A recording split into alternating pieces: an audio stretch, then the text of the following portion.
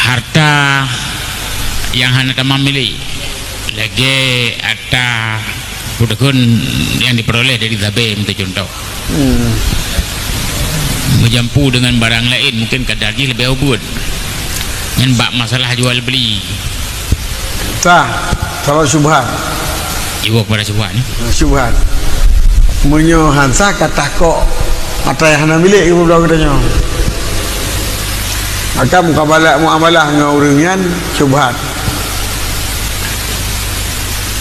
syubhat dia. Tetapi lo syubhat kan sah tak pelara daripada syubhat menyona faedah lebih baik lo tu faedah menyuhana tak muamalah dengan orang kadang-kadang kau berubah ke